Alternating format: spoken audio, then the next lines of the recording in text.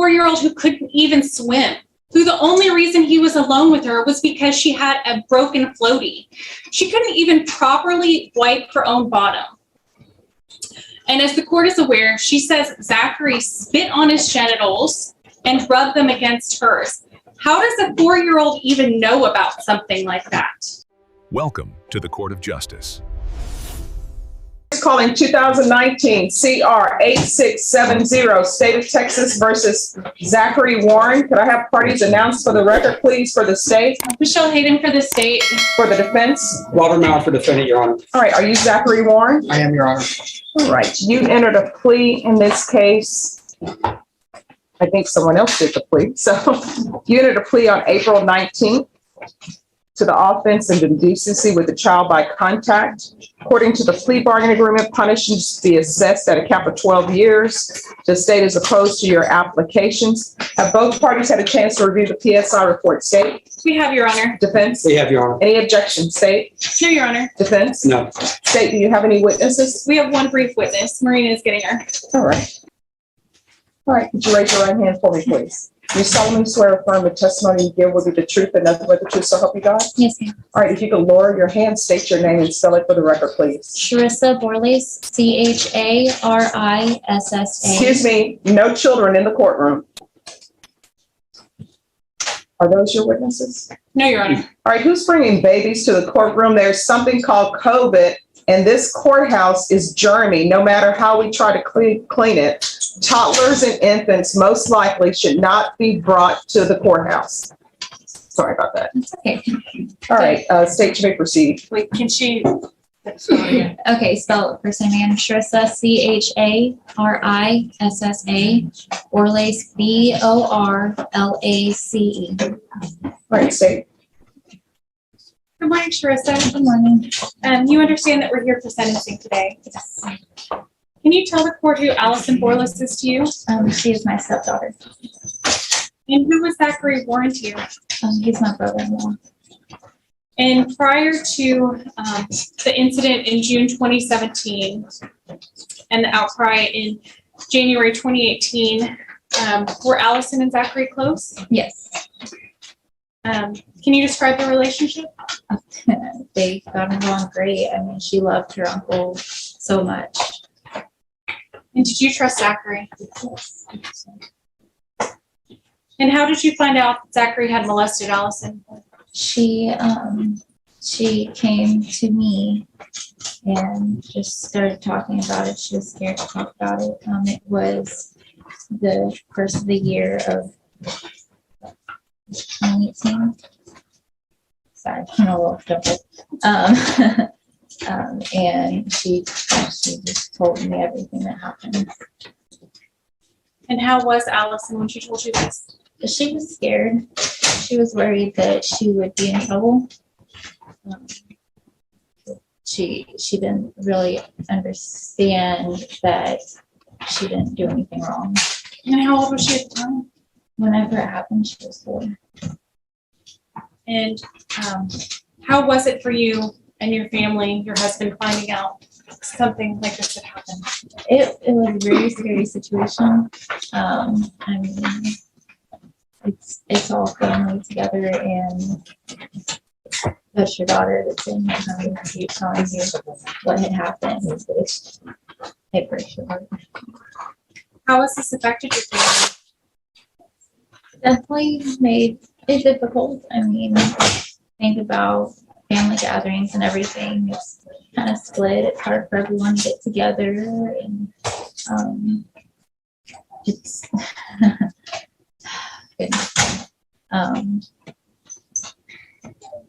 it's hard. It's hard for our daughter. It's very hard for her because it feels like she's not fully supported in every way by all family because she's young. She doesn't understand how to see that it's both sides of the family.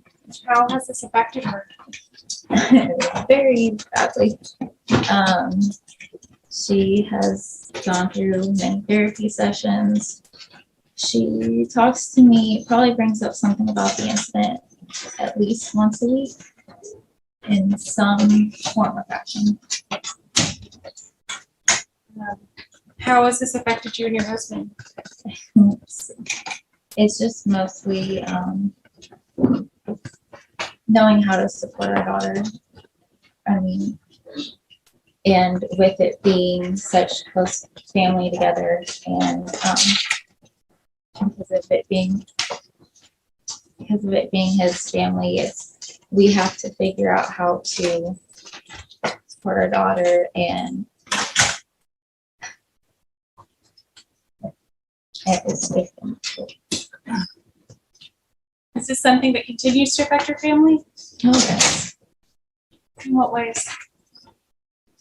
I mean, mostly with Allison. She still doesn't know how to handle everything, especially with all of the reschedules with court and everything. She's been having to be ready for any change made within this case. She's been waiting for some sort of answer, and like I said, she constantly brings up the case, or wondering what's going on or when's it going to be over. Do you feel safe with the idea of Zachary being around children, other children? Mm-hmm.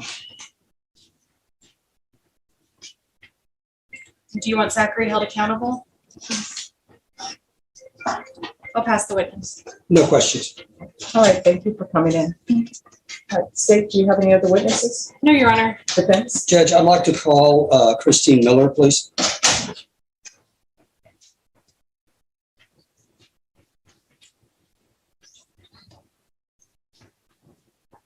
Would you raise your right hand for me, please? Do you solemnly swear or affirm the testimony you give will be the truth and nothing but the truth, so help you God? I do. All right, you can lower your hand if you can state your name for the record, please. Christine Miller, CHRISTINE, MILLER. Defense? Ms. Miller, can you tell the judge what kind of work you do?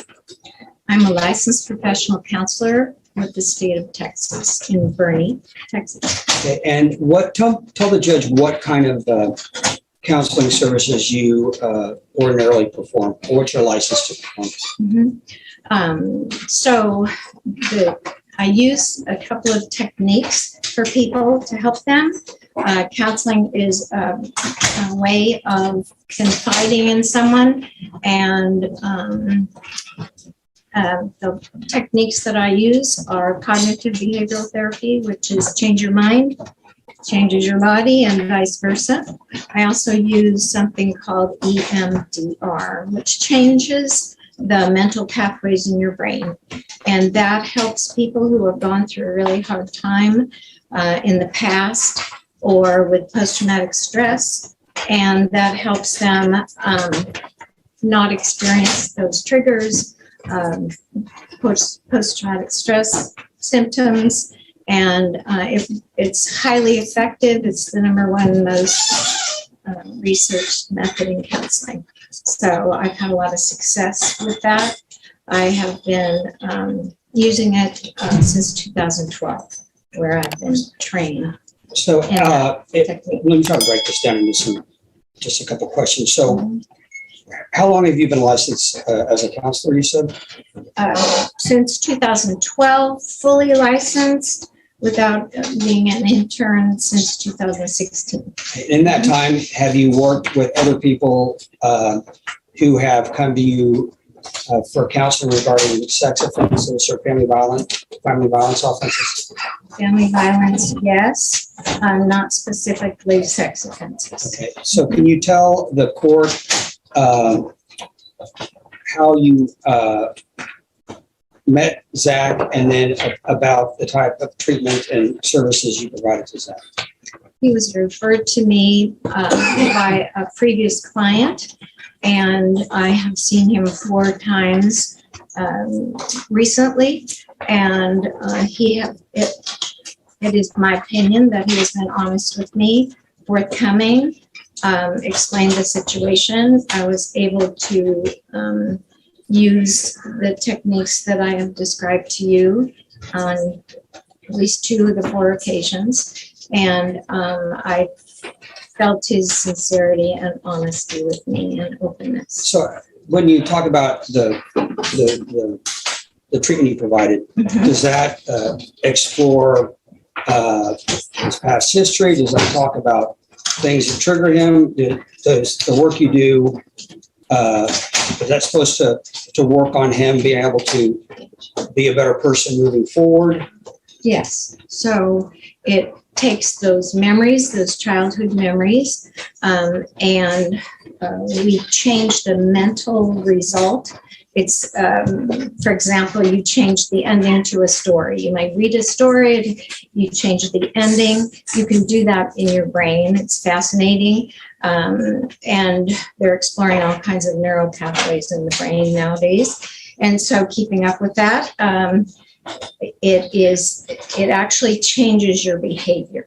So for post-traumatic stress, if you're being triggered and you act out, post-traumatic stress, it feels like the past situation is actually happening now, and it changes that. You start thinking about it less and less and less, and it becomes part of the history.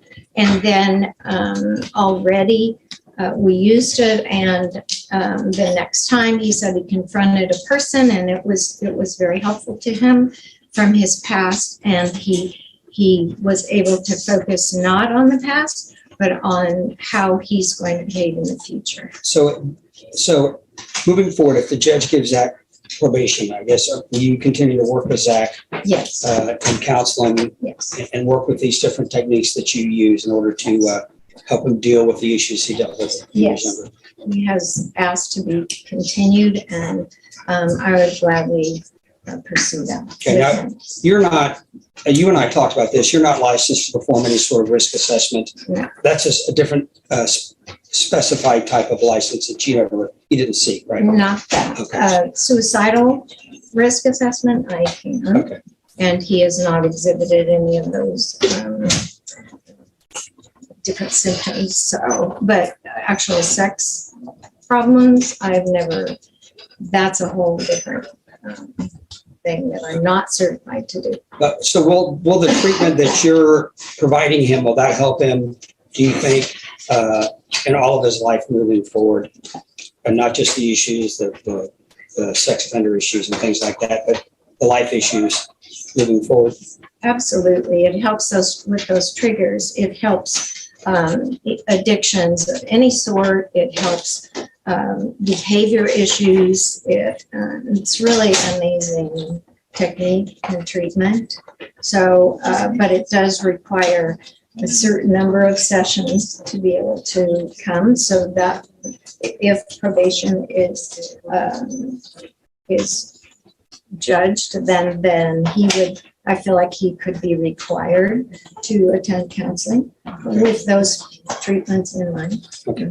Judge, I pass the witness. State. Just a couple questions. Yes. You said that Zach is the only sex offender you've ever worked with, right? And you're not certified to treat sex offenders? No. And you said you provided behavioral treatment to him only twice, is that correct? No, well, 2 out of the 4 sessions. Counseling is also in speaking what has happened to you. It has some sort of effect on you, so that it eases pain and help. No other questions? I have nothing further.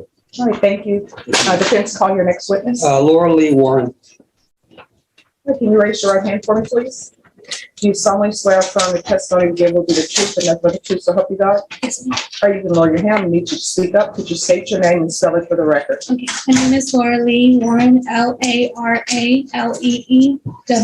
All right, defense. Ms. Warren, how are you related to Zach? Okay, you can just speak out, okay, because she's got to take down the right. I'm his wife. And you understand we're here today because we're asking the judge to consider Zach's application for deferred adjudication, correct? Yes, sir.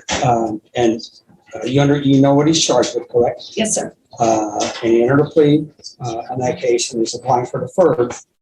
And one of the issues that is always raised on cases like this is if somebody is granted probation or deferred, there are restrictions on a person's contact with children. Now, you and Zach have you have a 10-year-old, right? Yes, sir. Does he, are you the primary custodian? Yes. And you understand that your duty as a parent is to look out for the best interest of your child, correct? Correct. And are you comfortable with asking the judge if Zach is granted deferred, with Zach being in your house with you and your child? Yes. Okay. And you understand CPS has no qualms about removing a child if they think a mother is not acting in the child's best interest. Okay. And how long have you and Zach been together? About on and off 5 years. I mean, I've known him for 5 years. So, And have you seen Zach exhibit any sort of behavior that would give you any concerns about Zach being around your child? And if the judge does grant Zach's application for deferred, are you willing to participate in a chaperone program? yes. And you and I talked about that, right? The requirement for Zach to be around your child if the court granted that. And are you asking the judge to give Zach a chance at deferred adjudication? Yes. Judge, I pass the witness. All right, state. Just a couple questions. You said you and Zach have been together about 5 years. Yeah, on and off. So you guys got together when your son was about 5 years old? Yes. Do you guys plan to have kids? No. No other questions? I have nothing further, Judge. All right, thank you for coming. Defense, your next witness. Shirley Joe Blair. Shirley Joe Blair. Can you raise your hand for me, please? Do you solemnly swear or affirm the testimony you give will be the truth and nothing but the truth, so help you God? Yes, ma'am. All right, you can lower your hand if you state your name for the record and please spell it. Shirley Joe Blair, SHIRLEYJOBLAIR. Defense. Ma'am, how are you related to Zach? Zachary is my son. And you understand we're here today because Zach applied for deferred adjudication on this case, correct? Yes. And you know, we've talked about what the specific allegations are, Yes. right? And you were present when we were set for trial and when Zach entered the plea. Yes. And you and I talked about this, and you felt more comfortable if you wanted to read a letter that you prepared to the judge. Yes. Okay. So, Any objections to her reading the letter? No objection. I mean, she's still subject to cross-examination. Yes, you may read your letter. How long is the letter? It's typed, but it's big print, but it's 3 pages. All right, no problem. I was just wondering. And Judge, on that note, I want to make sure that you got the victim impact statement that was submitted separately. from the- Yes, I received it, but I have not reviewed. I got it. Any objections? All right, so you may begin with your letter. My name is Shirley Joe Blair. I would first like to take a moment to state that while my experience in criminal law is but a very small fraction of my experience, I'm a career paralegal, have been for 26 years. I'm a senior litigation case manager and a case manager team lead, responsible for 12 case managers, litigation assistants, and interns. I say that, Judge, so that you know I'm an educated person. As I sit here today, it's still unreal to me that my family has been going through all of these years. The amount of trauma that every member of our family has gone through is more than I can put into words. My children and my family have been torn apart, and the relationship between them irreparable. I, as well as the rest of the family, have had to separate our lives between children and grandchildren. My granddaughter has had to endure things at a young age that no one, let alone a child, should have to go through and understand. My son has endured things that no one should have to endure or be subjected to. There are no winners here today, at least not for my family. It is impossible to sum up all of the things that I feel that should be heard here today, so please bear with me as I'm going to try to best highlight the things I feel most important to say. I was blessed with 3 sons, Zachary being my youngest, and I need to tell you a little bit about him because as he sits here today in front of you, you see only the charges that have been brought against him. You see someone who has been painted as a monster and a menace to society. On the day of ultimate judgment, he'll stand before God, and God knows all of him. So it's unfair for someone who should be taxed with judging him with such a life-altering sentence should not know a little bit more about him. And that's what I've written this, so that you have more than what's in your court papers. Zachary was born premature. But by far, after Zachary came, he was the most outgoing, kind-hearted, considerate child, always has been. Always thought of others before himself. All of my boys are all of those things, but it's not about them.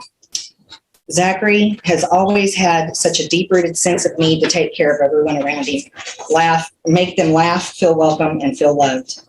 The sheer number of times during Zachary's life that someone has told me that I raised such a polite, well-mannered, helpful, and considerate child has always given me such a sense of pride. It's also something that's always seemed to get me through the hard times. See, 2 of my 3 sons, Zachary and Trevor, were diagnosed at a young age, first with ADHD and then bipolar disorder. So not every day was a walk in the park. There were depressive and angry days where he felt no one loved him and life was unfair, and there were manic days where he was the happiest person on the planet.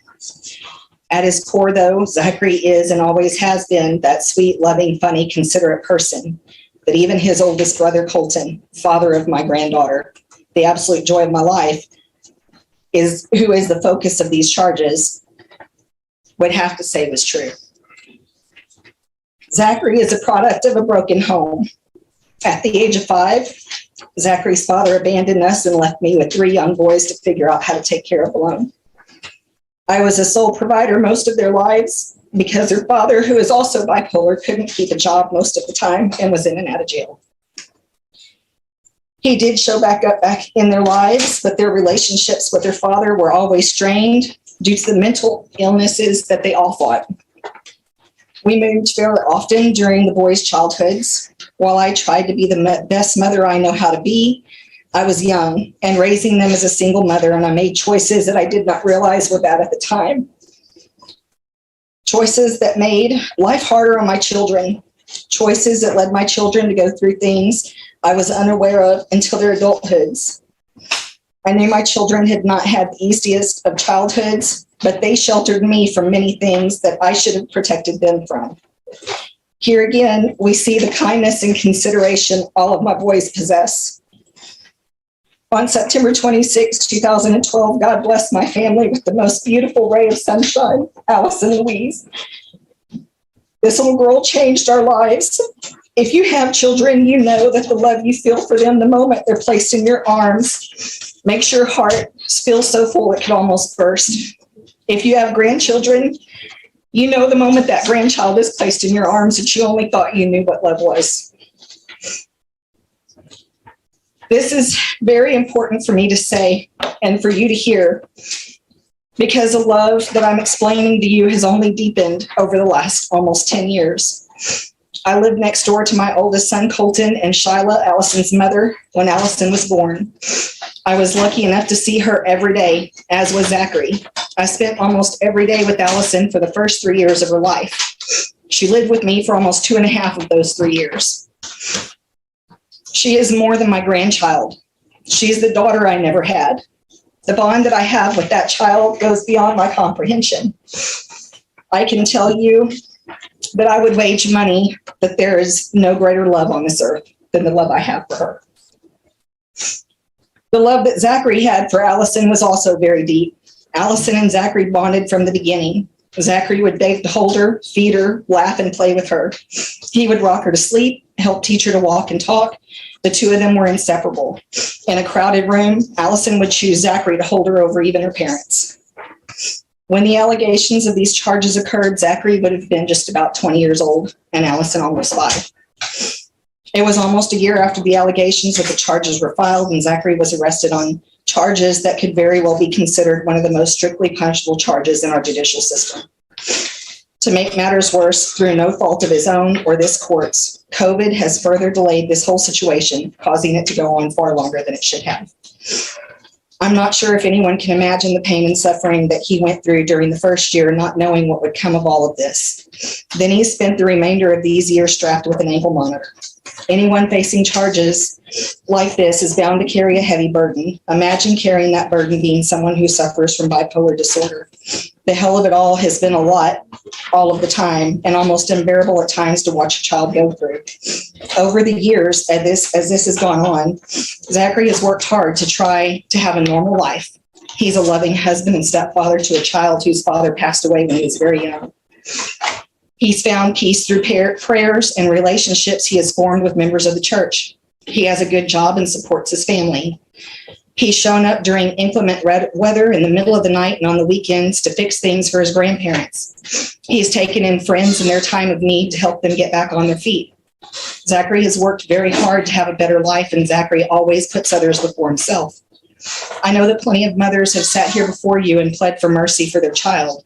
I realize that in a sense, I'm no different than any other mother who comes up on your docket.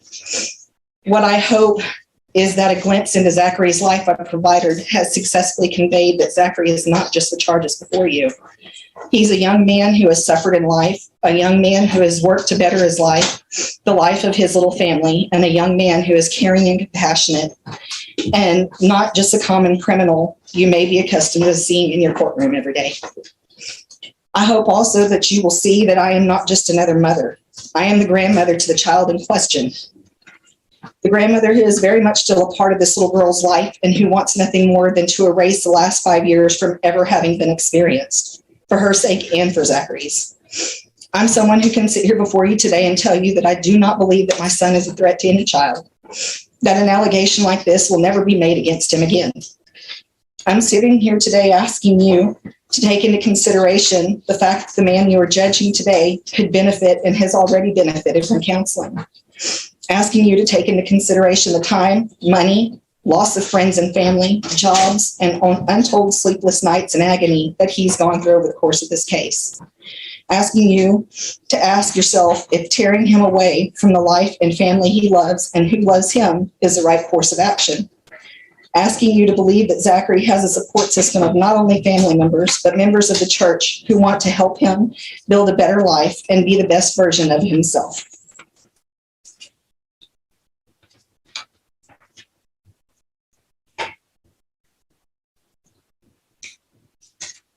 I ask for grace, Judge, grace, something we could all use more of. No questions, just argument. All right.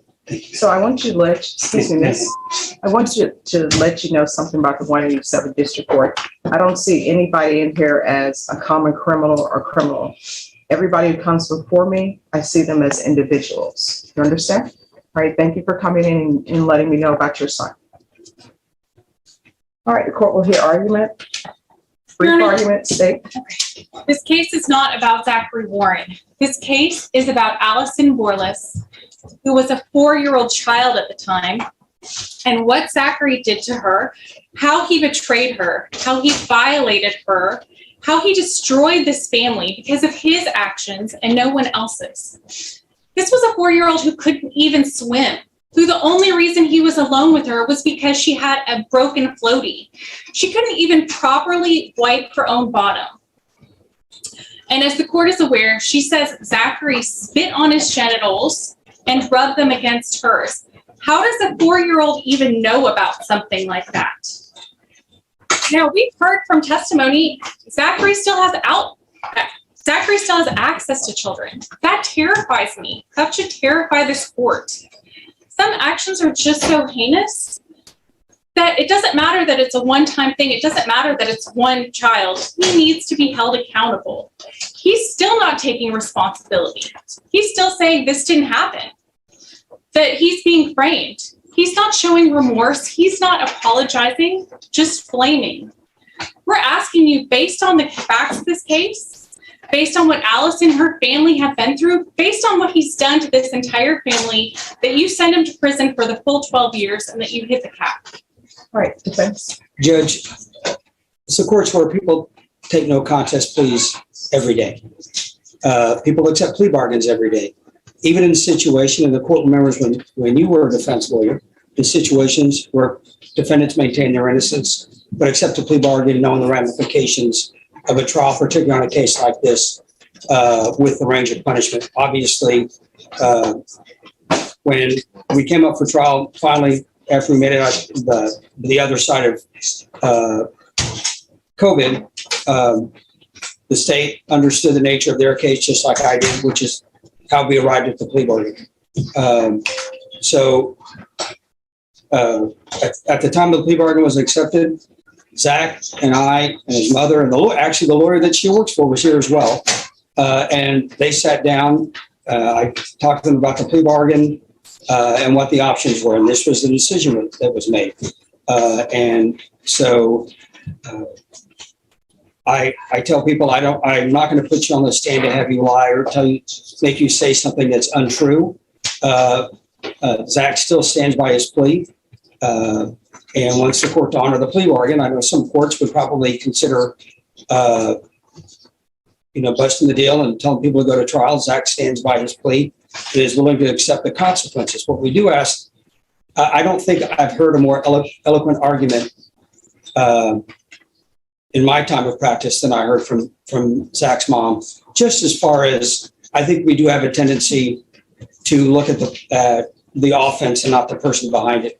I began representing Zach before the charges were filed, and Zach has, I guess, we're going on 4 years now, and I understand the court's concern about the nature of the allegations. I would ask the court to consider granting his application for deferred. I know it's unusual in these situations, but I do think he has an amazing support system. The minister is here, his family's here, and I find it amazing. And as the court's aware from your time as a prosecutor, these cases split families apart, and I do find it refreshing that Zach's mom is able to maintain a relationship with both sons as well as her granddaughter in this situation. So I would ask the court to grant his application for deferred. If the court does not feel that's appropriate, I would ask the court to take into consideration all the factors, the 4 years of house arrest and everything else. And I would ask the court to assess at the low end of the range of punishment. Right. All right, Mr. Warren, I want to let you know that I've listened to the witness from the state and also your witnesses. And I always internalize what I hear. And I always read the PSI report with a fine-tooth comb. And I've read what you entered without objection from the defense, the impact statement. After reviewing everything, the court will find you guilty. The court is going to order Chapter 62 compliance. There's to be no contact with the complainant, no contact with minors. There's a $1,500 fine, time and money to run concurrent, and the court will sentence you to 12 years in the prison. Showing you what's entitled Trial Court Certification of Defendant's Rights to Appeal. Did you review that document with your attorney? Did you understand it? Because this is a plea bargain agreement, because I followed your plea bargain agreement, because you waive your right to appeal, you do not have the court's permission to appeal. Because this is a felony conviction, you're not allowed to own or possess any weapons or ammunition. Do you understand? Yes, ma'am. All right, good luck to you. A 4-year-old girl who couldn't even swim yet. That's how the prosecutor described the victim in state of Texas versus Zachary Warren. A child so small, so trusting, that she didn't understand the evil done to her by the uncle she loved. The courtroom listened in heavy silence as the victim's stepmother, Carissa, fought to hold back tears. She described the moment little Allison came to her, scared and confused, believing she had done something wrong. That moment shattered the family forever. Now, Allison is in therapy, carrying a burden no child should bear. Zachary Warren's mother pleaded for grace. She spoke of his mental health struggles, his kind heart, and the bond he once shared with the victim. But grace, the prosecution argued, belongs to the child, not the man who betrayed her. Then Judge Stephanie Boyd spoke. Her voice was calm, but her words carried the weight of justice. She found Zachary Warren guilty. She sentenced him to 12 years in prison, ordered him to register as a sex offender, and banned all contact with children. And with one final blow, she reminded him, because of the plea, he has no right to appeal. In that moment, a little girl's pain was finally heard, and justice was served.